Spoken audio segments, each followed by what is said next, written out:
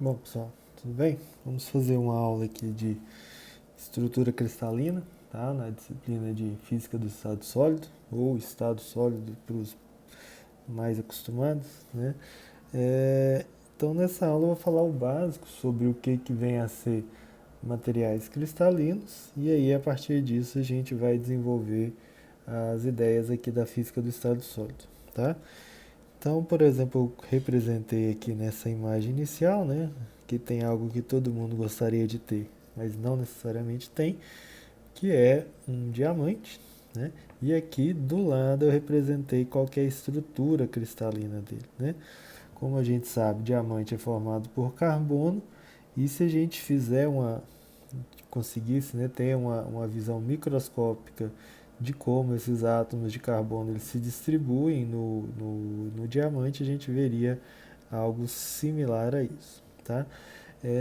E essa estrutura que eu estou representando, né, essa daqui, ela é uma estrutura formada por um grupo de átomos. Esses átomos eles se repetem, né, ao longo do material para formar essa pedra de diamante como um todo, tá bom? Então, a gente vai entender mais ou menos isso, né? Mas de uma forma um pouco mais ampla, tá? Então, a primeira coisa que a gente vai comentar aqui, né? Nós estamos falando nessa aula de assuntos que estão dentro da cristalografia, tá? Então, cristal, né? É, pelo que o nome diz, a gente está descrevendo, né? Grafia os cristais, tá? E é isso mesmo que a gente faz aqui, tá? Mas a gente vai descrever, nesse caso, a estrutura microscópica dos cristais, né? É claro que a gente pode também descrever a estrutura macroscópica, como que qual é o formato desses cristais, né? Mas isso é, não é o nosso objetivo aqui, tá? A gente quer descrever quais as estruturas cristalinas que vão formar o cristal como um todo.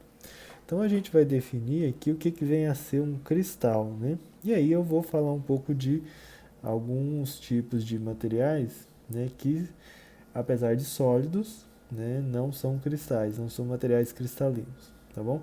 Então, o que vem a ser cristais, né?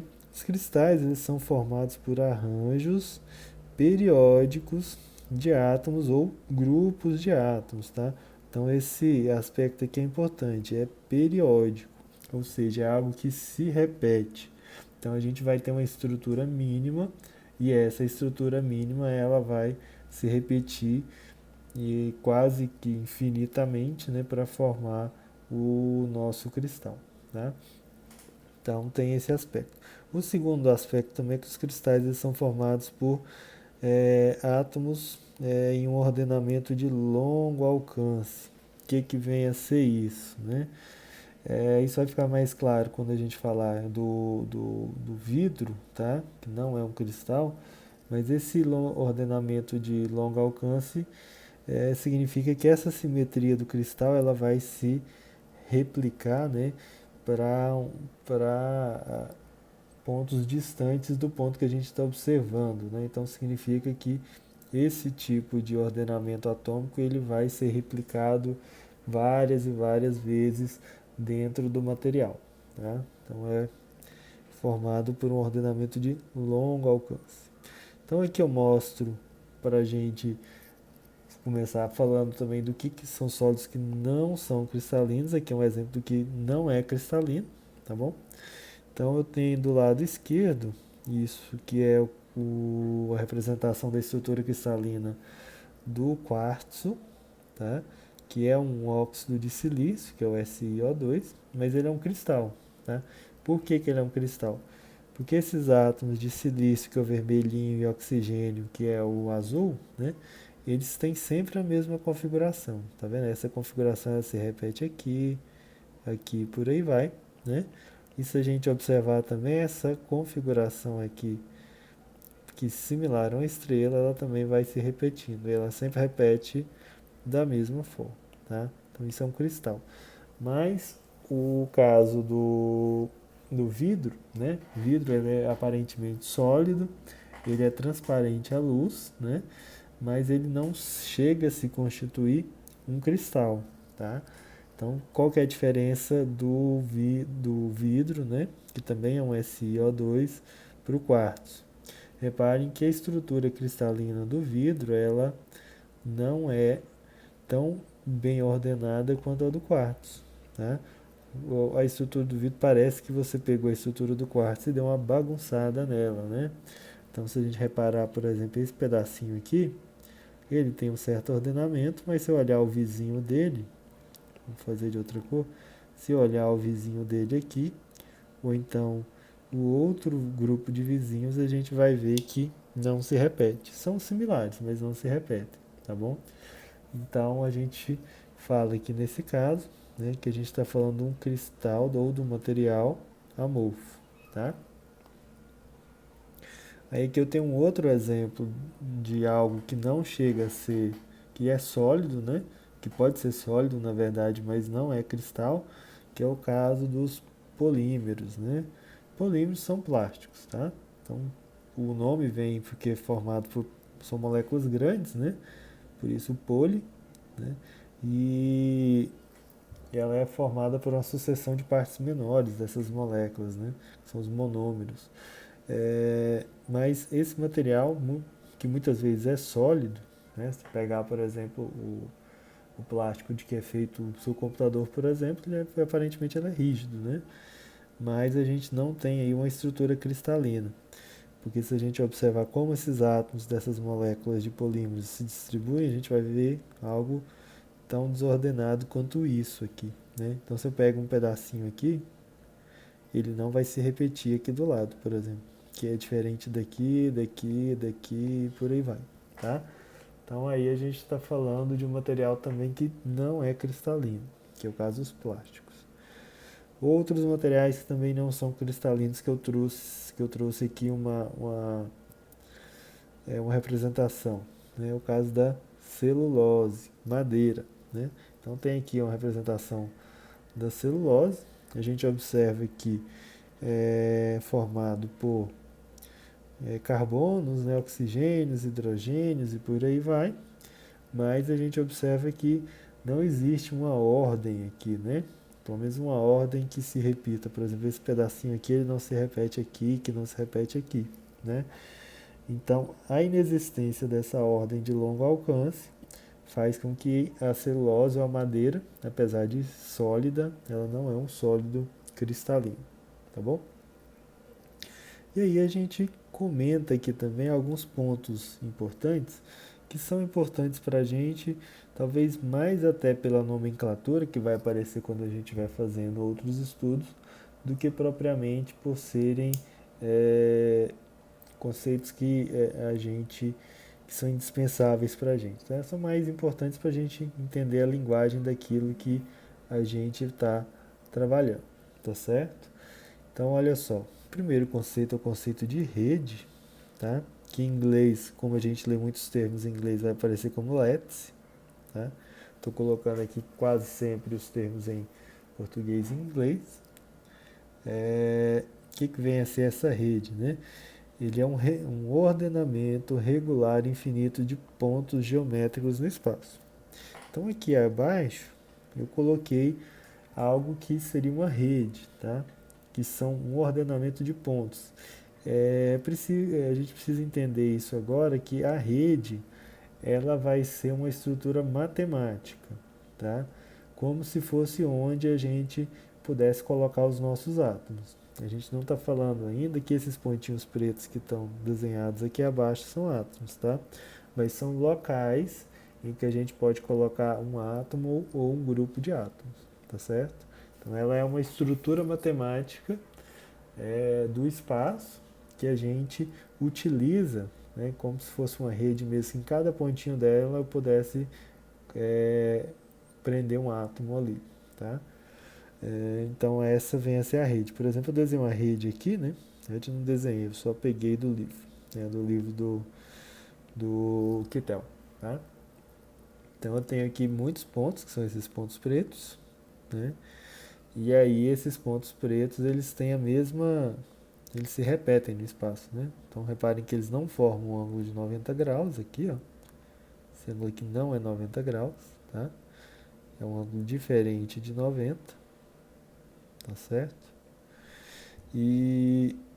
Mas eles se repetem, tá bom? E outro conceito que aparece para a gente é rede de Bravais, tá? Bravais foi um cientista francês, né? Então, o que são as redes de Bravais? São redes, né? São estruturas matemáticas de pontos geométricos no espaço, mas elas podem ser definidas por um vetor de translação, tá? É um tipo especial de rede que a gente consegue ter uma estrutura matemática por detrás dele. Então, como que seria esse vetor de translação? Seria isso que eu tenho aqui, ó. Tá, mas como é que funciona isso, né? Reparem na imagem que eu coloquei, né? Então aqui tem um vetor A1, que está centrado nesse ponto, e tem também um vetor A2 aqui, ó. O que a gente está querendo dizer aqui, né? Reparem que eu escrevi um vetor R como sendo a soma de combinações desses A1, A2 e A3. Aqui no plano só tenho dois, né? Só tem um A1 e um A2. E eles são multiplicados por esses U's aqui, ó. Esses U's são números inteiros, tá? De forma que eu consigo fazer o seguinte.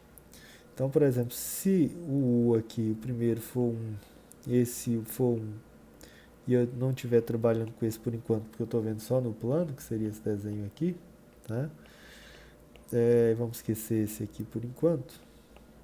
Então, se eu colocar 1 aqui no primeiro e 1 no segundo, eu vou estar representando a soma desses dois vetores, que seria esse ponto aqui, ó, certo? O vetor A1 mais o A2 dá esse vetor aqui, né? Porque eu posso transladar o vetor para cá. Então, o A2 está aqui, né? Então, somando os dois, dá esse vetor soma aqui, e esse seria o R aqui, ó. Esse seria o meu vetor R', aqui, né? Mas se eu multiplico, por exemplo, deixa eu apagar aqui. Mas se eu, por exemplo, faço o seguinte, se eu multiplico o primeiro vetor, deixa eu apagar aqui. Vamos falar que o primeiro dos U's, ele vale 2, né? E o segundo vale 1. Então, duas vezes A1 partindo deste ponto aqui, vai ser 1A1 está aqui, 2A1 está aqui. Aí somando com A2 que está ali, ó.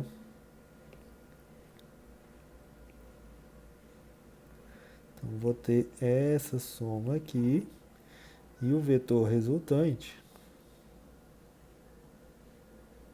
que seria o R', ele estaria aqui, tá? Então estaria descrevendo este ponto, tá certo? Então essa é a ideia por detrás dessas redes de Bravais, né? Como eu estou falando de valores de 1 e de 2 que são sempre inteiros, né? Então se eu colocar, por exemplo, sei lá, menos 2 aqui, né? Pode ser inteiros negativos também, e 3 aqui, né? 3A1, senão eu não vou conseguir fazer aqui, né? Vou fazer outros valores, espera aí. Vou colocar aqui 2 e vou colocar no A2 menos 1. Então 2A1 seria 1A1, 2A1 seria aqui. Deixa eu voltar aqui. Menos 1. E menos 1A2 estaria aqui para baixo, né? Então eu estaria descrevendo este vetor aqui. Esse seria o R', tá? E reparem também no desenho que eu fiz, né, que eu escolhi esse A1 e esse A2 aqui para fazer esse exemplo, mas nada me impediria, por exemplo, de eu escolher esse outro conjunto de vetores A1 e A2, que seria esse e esse, tá? Eu ainda conseguiria fazer o mesmo cálculo, né? Não, eu conseguiria descrever todos os pontos do espaço. Por exemplo, A1 mais A2, que é o que estou mostrando aqui, dá esse ponto, né? Mas com o outro A1 e o outro A2, se eu tivesse colocado aqui, por exemplo, que seria o A2 anterior, né? Se eu fizer aqui o R', que seria esse ponto, eu poderia fazer ele como sendo, aqui tem um A1, né? Um A1 ou melhor, isso, só um instante, né? O anterior, esse ponto aqui é um A1 linha mais um A2 linha, né? Mas nesses vetores antigos, né, eu conseguiria fazer ele como sendo, deixa eu fazer no cantinho aqui, R', que seria A1, eu teria 1, 2, 3A1 mais 1A2. Aí também descreveria esse mesmo ponto aqui, ó. Então a gente tem essa representação equivalente desse com esse aqui, tá? Então não existe só um conjunto de vetores A1, A2 e A3 que vai conseguir me descrever esses pontos na minha rede de Bravais, tá? E existem outras formas possíveis de fazer isso, tá bom? Mas o que define a rede de Bravais é isso, eu consigo escrever um vetor de translação, tá certo? Outro termo que aparece para a gente também é o termo de célula primitiva ou célula unitária, tá? Que é uma célula, né, que ela satisfaz, é um volume no espaço, tá? Que satisfaz a relação anterior. O que é a relação anterior? É uma rede de Bravais e ela possui o menor volume, tá certo? Então, para ser uma célula primitiva, eu tenho que ter o menor volume. Então, se eu combino, por exemplo, esse conjunto de A1 e de A2, ele vai me determinar um certo volume, se eu tiver um A3 ali para o fundo também, né? Que não é o caso. Mas se eu combinar, por exemplo, esses outros dois, A1 e A2 aqui, eu vou ter outro volume. Ou esse A1 e esse A2 eu vou ter um volume talvez diferente, tá? Então, o menor volume é a minha célula primitiva ou célula unitária. Que volume é esse? A gente pode calcular o volume dessa célula unitária pelo produto esse produto triplo, né? Dos vetores A1, A2 e A3, tá? A ideia aqui é o seguinte, imagina que eu tenho um A1 aqui, eu tenho um A2 ali, eu tenho um A3, sei lá, aqui. Tá? Quando eu faço, se eu quiser saber a área dessa base aqui, ó, né, como que eu posso fazer? Então essa área ela seria o A1, o módulo dele, né? E eu teria que saber quanto que vale a altura, porque eu representei aqui, mas esse ângulo aqui, ó, ele é um ângulo alfa, que alfa ele é diferente de 90 graus, tá? Pode ser, né? Não necessariamente é. Então eu tenho que saber essa altura, tá? Como que eu sei essa altura, né? Eu posso fazer a hipotenusa, que é o A2 vezes o seno do alfa, né? Então seria a hipotenusa, que é o A2 vezes o seno do alfa, tá? E nesse caso, né, bom, se fosse 90, seno de 90, se fosse um ângulo reto, né, seno de 90 dá 1, né, então ficaria A1 vezes A2, tá?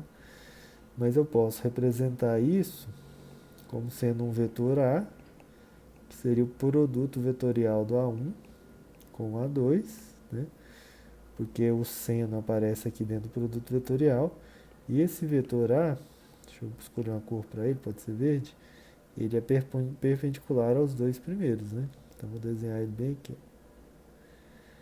Esse vetorzão aqui é perpendicular, e aqui é o A, tá?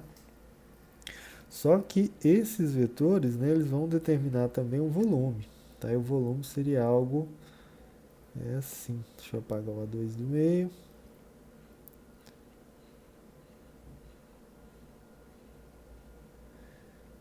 determina este volume aqui, né?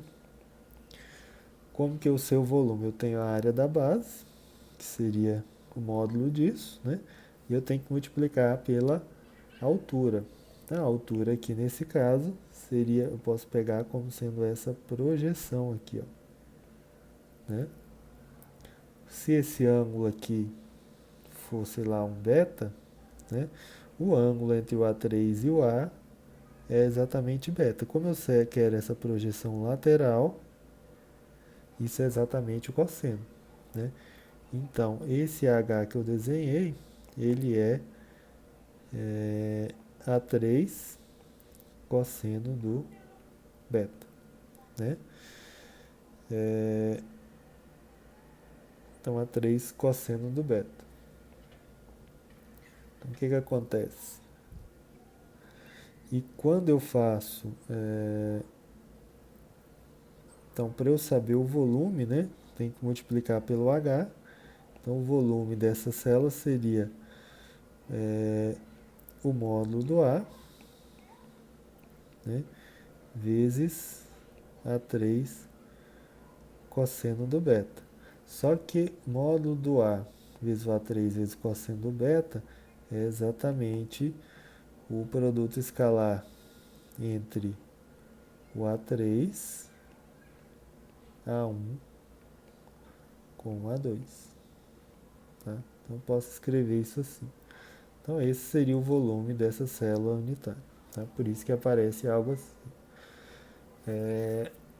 Ali ele fez o contrário, mas não tem problema. Tá? O volume seria a mesma coisa. A gente pode também permutar esses vetores, né? Ou esse produto triplo, tá bom? Essa é a ideia aqui. Outra conta que a gente pode fazer também é que essa afirmação aqui, ó, que existe sempre um ponto da rede por célula unitária. O que significa isso? Aqui, ó, tem uma célula cúbica, né, uma célula unitária cúbica. Aí você pensa, mas existe, como assim existe sempre um ponto da rede por célula unitária? Se você está desenhando aqui uma célula unitária, eu estou vendo 1, 2, 3, 4, 5, 6, 7, 8 pontos. Como assim 8 pontos? Né? Por que isso? É pelo seguinte, por que é sempre um ponto por célula unitária? Porque vai acontecer que cada um desses pontos dos vértices aqui, ó, ele vai ser dividido entre 8 células. Tá? O que significa isso? Deixa eu ver se eu tenho mais uma. Não tem. Então ele vai ser dividido entre 8 células vizinhas, né? Então eu vou ter 8 átomos que eu contei, multiplicado por 1 sobre 8, né? Então eu vou ter um átomo por célula, tá? Então tem um átomo por célula aqui. Por quê? Né? Porque a gente vai ter, reparem que eu teria uma bolinha aqui que seria o átomo, né? E ela estaria dividida aqui em 8, aqui assim. Quer ver? Se eu consigo representar isso.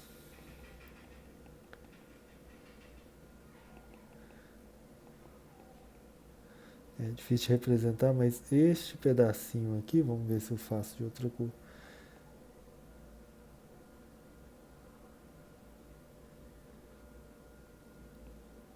Só esse pedacinho aqui de 1/8 que faria parte dessa célula unitária aqui. Tá? O que estaria embaixo faria parte da célula unitária vizinha. Tá? E assim sucessivamente. Difícil representar, mas essa é a ideia. Outro termo que vai aparecer para a gente também é base. O que vem ser a base? Né? Base é aquilo que a gente vai combinar com a rede para formar o cristal. O que é isso? Aqui na imagem tem uma representação bem pictórica do que vem ser isso. Né? Eu tenho uma base que é essa florzinha. Eu boto essa florzinha em cada um desses pontos que eu estou marcando. Tá? Reparem que eu tenho uma aqui, outra aqui, outra aqui e outra aqui. E elas têm a mesma geometria aqui, ó, tá? Então é como se eu tivesse a florzinha, aqui fosse o meu jardim, você fosse lá e fizesse um buraco para plantar essa florzinha nesses pontos, que seria a rede, né? E os buracos que você cavou, mais as florzinhas que você plantou, vai dar o seu jardim como um todo, que seria o cristal, tá? Na prática, é claro que a gente não tem florzinhas para fazer isso, né? O que a gente vai ter é algo como, por exemplo, um grupo de átomos, tá?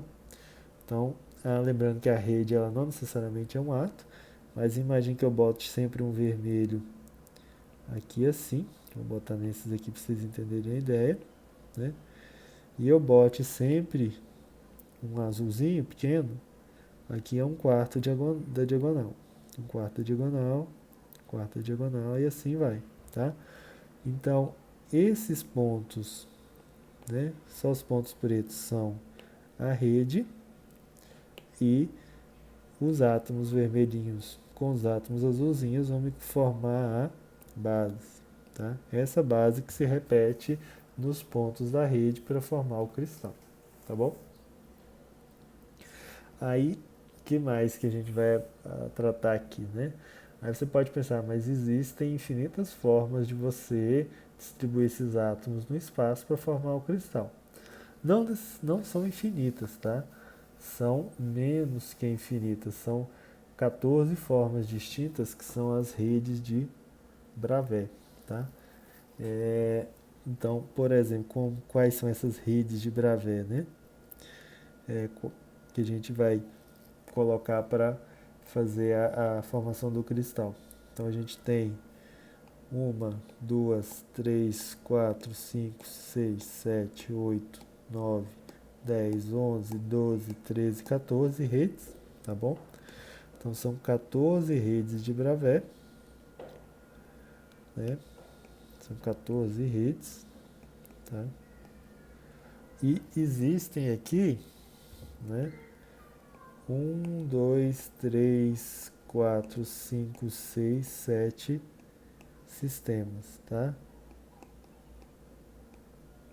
Que sistemas são esses, né? A gente tem o sistema cúbico, né? O que é o sistema cúbico?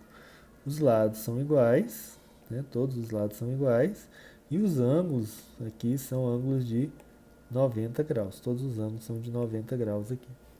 E aí no sistema cúbico a gente tem quais tipos, né, de redes? A gente tem três, tá? A gente tem um que é o cúbico simples, que é esse pezinho aqui, ó, que só tem átomos aqui nos vértices. A gente tem cúbico com corpo centrado, que é esse izinho, tá aqui no canto, ó, body centered, que é corpo centrado, então ele tem um átomo lá no centro. E a gente tem o cúbico F, que é que tem uma face centrada, tá? Bem aqui a legenda, face centrada. O que significa isso? Que eu tenho átomos nos vértices, mas eu tenho também um átomo em cada uma das faces dessa rede cúbica, tá bom? Então aqui eu tenho o caso do sistema cúbico, né? Então eu tenho cúbico simples, corpo centrado e face centrada. Eu tenho dois tipos para o tetragonal. O que é a diferença do tetragonal? Ele tem um lado diferente do outro. Eu tenho dois lados iguais e um diferente, mas os ângulos são de 90. Aí para esse caso eu tenho o simples e tenho o que tem o corpo lá dentro, eu não tenho o face centrado, tá? Eu tenho o ortorrômbico, que aí já tenho 4 opções. Eu tenho o simples, o que é o ortorrômbico, né? Deixa eu comentar primeiro. Todos os lados são diferentes. Aqui eu tenho dois lados iguais e um diferente no tetragonal. Aqui no ortorrômbico eu tenho todos os lados diferentes, mas os ângulos são de 90. Aí para o ortorrômbico eu tenho o simples, que só tem átomos nos vértices. Eu tenho de corpo centrado. Eu tenho de face centrada, um átomo em cada uma das faces. E eu tenho um aqui, que é o C, é de lado centrado, que tem átomos só nos dois lados. Não sei se eu consigo enxergar ali, acho que não, tá bem no cantinho, mas reparem aqui, ó, que ele só tem átomozinhos ali em duas das faces, tá? Aí eu tenho o hexagonal, que tem dois lados iguais e um diferente. Aí ele vai ter um ângulo, dois ângulos beta e alfa de 90 graus, tá? Que seria e um ângulo diferente em 120, tá bom? O ângulo de 120 é difícil de representar aqui, que tá, mas seria esse aqui, ó. Esse ângulo aqui seria 120 graus. Deixa eu... Esse ângulo aqui seria 120 graus, tá bom? Aí os outros são diferentes, né? Esses são 90, tem 90 aqui, e esse tem 90 aqui, vai ter 90 também do lado aqui, ó, tá? Ok, e aqui eu não tenho de corpo centrado para o caso hexagonal, tá? Aí eu tenho também o trigonal, que tem os lados iguais, mas ele tem dois ângulos iguais a 90 e ele tem um ângulo diferente de 90, tá certo? E ele não tem corpo centrado, nem face centrada, nem nada disso. Aí eu tenho o monoclínico, que ele tem todos os lados diferentes, tem dois lados iguais a 90 e ele tem um igual a 120. A diferença do hexagonal é que ele não tem o hexagonal, esse aqui é igual, né? E agora o outro é diferente. Ele tem dois tipos possíveis, tem o simples e tem o com lado centrado. E por fim tem o triclínico, que é o que é mais bagunçado de todos, tá? Todos os lados são diferentes e todos os ângulos são diferentes de 90 graus, é o mais geral possível. Então são esses os 14 tipos de redes que a gente pode ter, tá? Não são infinitas formas possíveis.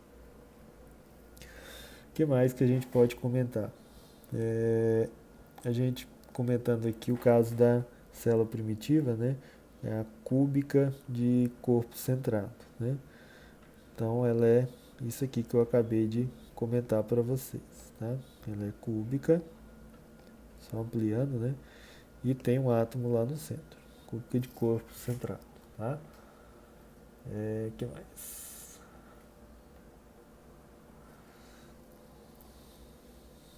Essa aqui seria de face centrada, né? Vocês já entenderam, tem átomos nos vértices e átomos nas faces, só ampliando aqui para ficar mais visível, ou não também, né? Bom, aí entra um tema bastante importante para a gente, que é os índices de Miller. O que vem a ser esses índices de Miller, né? Como a gente vai ver depois, existem nos átomos diferentes planos cristalinos, tá? Deixa eu pegar um aqui para mostrar para vocês. Talvez esse que eu desenhei aqui, né? Eu posso pegar, por exemplo, esse plano aqui de baixo, tá? Isso aqui seria um plano cristalino, ele está pegando esses 4 átomos da base. Mas eu também poderia pegar um plano pegando aqui na metade, tá? Que ele cortaria esse átomo que eu desenhei no centro, tá certo? E eu poderia também pegar um plano que seria naquela lateral do fundo ali, né? Aqui são planos ou verticais ou horizontais, mas eu consigo fazer planos aqui também, pegando alguns átomos, né? Que, por exemplo, seria assim, ó. Pegaria aqui, pegaria colar, pegaria ali, né? Vou pegar aqui, né? Tá, esse plano aqui que eu desenhei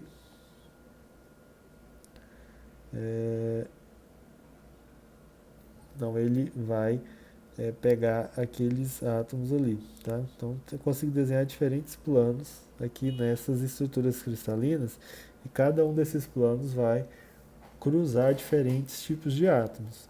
E isso vai ser importante para mim, porque quando a gente estiver falando de difração de raio-x, são diferentes planos cristalinos que vão provocar interferência construtiva e destrutivos dos raios X e vai me gerar um padrão.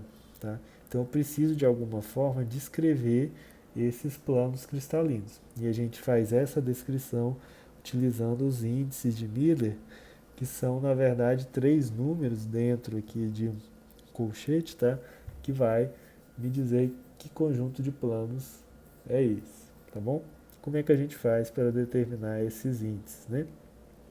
Ou que na verdade a gente vai estar determinando um plano. A gente precisa encontrar primeiro os pontos de intersecção do plano que a gente quer com, com a rede em termos dos vetores A1, A2 e A3, né, os vetores da rede. A gente depois encontra o recíproco desses números, tá? E depois a gente reduz esses 3 números, né, pela multiplicação ou divisão de inteiros, tá? Como é que a gente faz isso, né? Então vamos pegar um caso aqui, ó.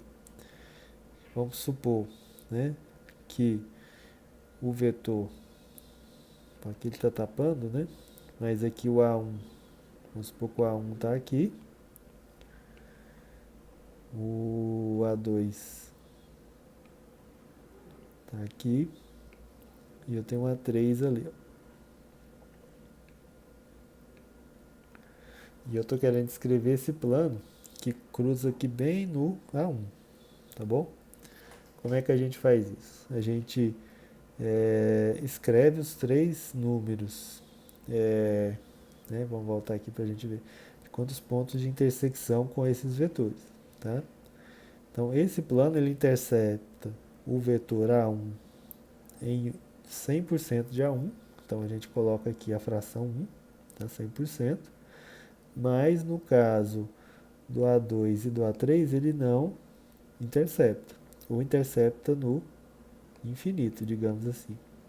Aí depois a gente tem que fazer o recíproco. Então a gente tem que fazer 1 dividido por 1, 1 dividido por infinito e 1 dividido por infinito. Como eu tenho que 1 dividido por 1 é 1, 1 dividido por infinito é 0 e 1 dividido por infinito é 0, a gente já encontrou aqui o nosso conjunto de índices de Miller para esse lado aqui, ó. Então ele seria o plano 1, 0, 0. Tá? Se eu disser, eu estou falando do plano 1, 0, 0, alguém que conheça a cristalografia vai saber que se trata desse plano aqui. Tá? Aqui eu não preciso reduzir aos inteiros, porque eu, na verdade, já encontrei o valor de 1 aqui. Né? Se eu multiplicasse por 2, por exemplo, eu teria 200, que é outro plano, como a gente vai ver. Tá? Para esse caso aqui, né? Então, vou desenhar aqui de novo. Desenhar aqui. O A1 está aqui. O A2 está aqui. O A3 está ali. Lá no fundo. Então, eles se interceptam aqui, né? Em 1. Esse aqui é 1. E o outro, ele não intercepta, então é infinito, tá? Eu faço o recíproco, que seria 1 sobre 1. 1 sobre 1 e 1 sobre infinito, né? Então eu teria aqui como resultado 1, 1 e 0, tá? Eu coloquei vírgulas aqui, né? Mas o usual é não colocar vírgulas, tá? Na representação. Então seria o plano 1, 1, 0, tá bom? Esse outro aqui, se vocês repararem, vocês vão saber que ele é o plano 1, 1, 1, 1, 1, tá? Mas deixa eu fazer outro mais interessante, né? Que eu acabei não colocando aqui, mas eu deveria, tá? Vou pegar, fazer um outro aqui. Vou imaginar aqui essa rede. Isso vale para o caso cúbico, mas para outros casos também, tá? A gente está definindo em termos dos vetores A1, A2 e A3. Imagine que eu tenho um plano, vamos desenhar assim. que é o A1, A2,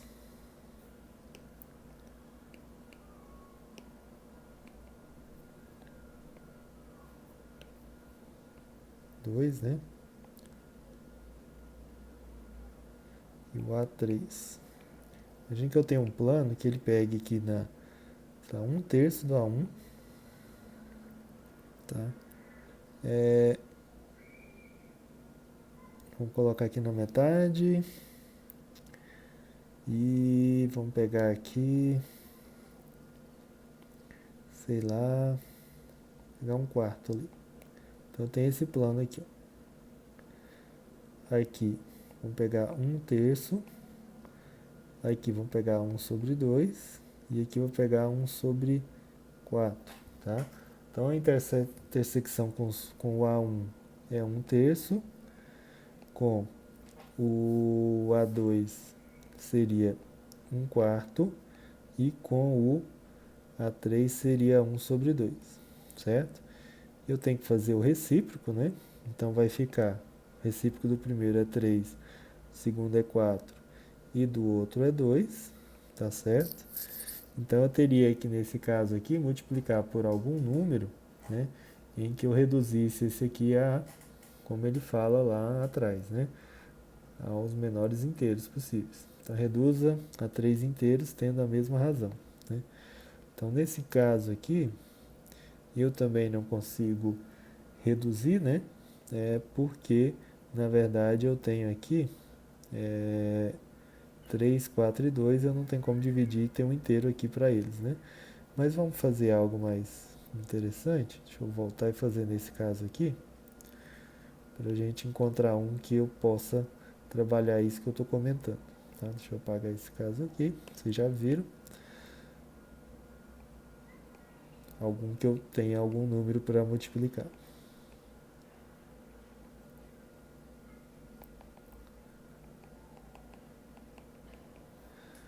Vamos fazer de novo. A1, A2 e A3. Vamos pegar um que pegue. Pegar ali.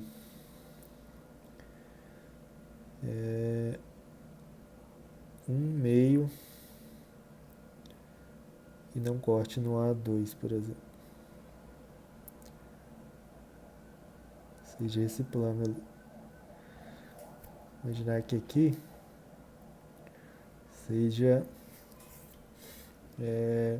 esse aqui talvez 3/4, sei lá, né? Supor que seja assim. Então A1 seria 3/4, o 2 seria infinito e o A3 seria 1, né?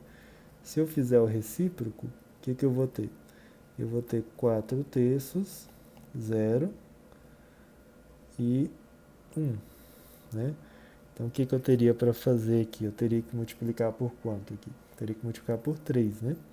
Então se multiplicar por 3, o primeiro vai dar 4, o segundo vai dar 0 e o outro vai dar 3, tá? Então aí sim, eu tive que multiplicar aqui por 3, tá? Então aí a gente chega nos índices de Miller desse plano, 403, tá bom? Depois se vocês fizerem com mais prática, vocês vão entender talvez melhor. Em termos da representação, né? A gente representa os índices de Miller dessa maneira, a gente usa essas letras aqui, HKL. Quando é colchetes, quando é parênteses, são os planos. Quando é, por exemplo, colchetes, a gente está falando das direções, tá? Então, por exemplo, quando eu digo, vamos botar aqui, né?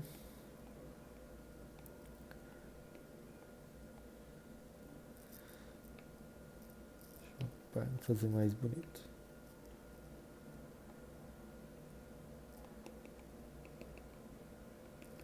Quando eu digo, por exemplo, 100,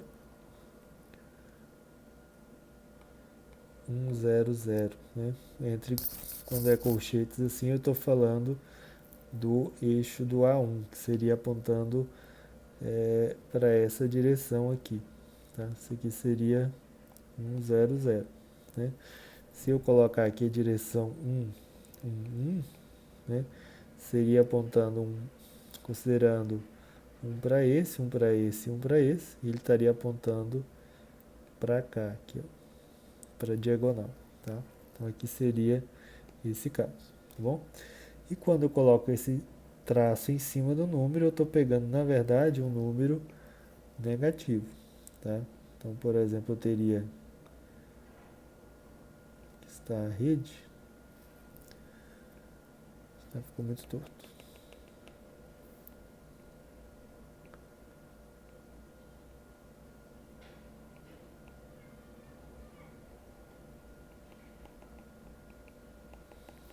Então, por exemplo, esse que tem ali, né?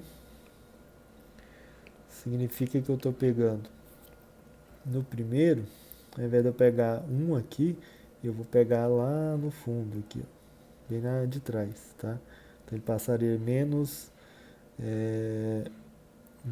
1, ele, no 3 ele pegaria na metade, porque eu tenho um 2 aqui, e no 2 ele é paralelo. Então ele seria um plano mais ou menos assim.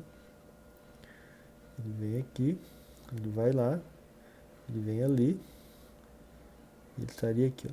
Ele não corta essa direção aqui que seria o A2, tá? Supor aqui que é o A2, A1, e para cima aqui seria o A3, tá? Então, ele pega na metade do A3 da rede, né? Ele pega lá atrás e ele não cruza o A2, tá?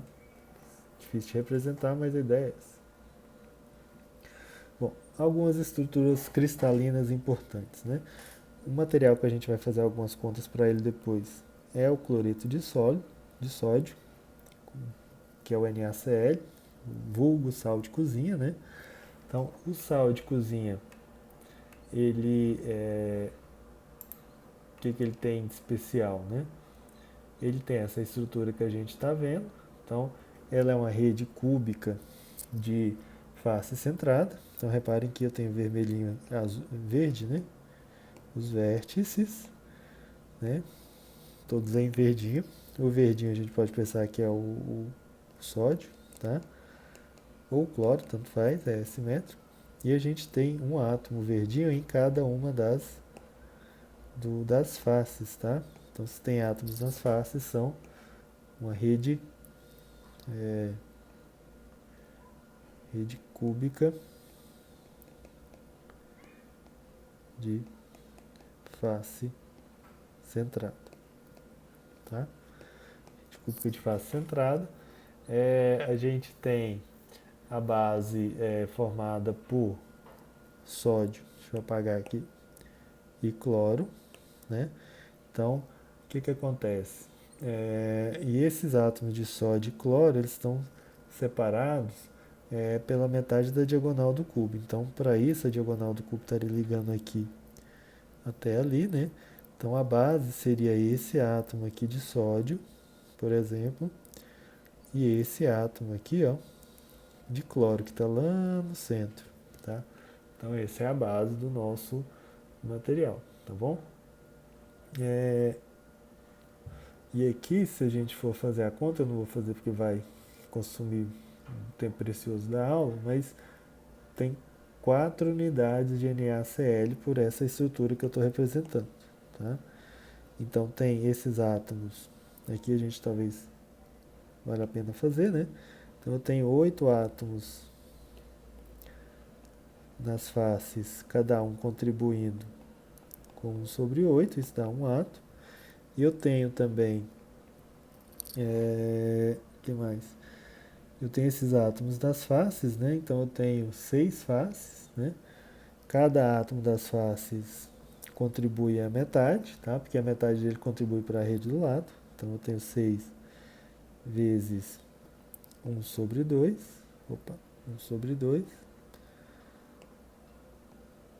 Então isso aqui vai me dar 3, né?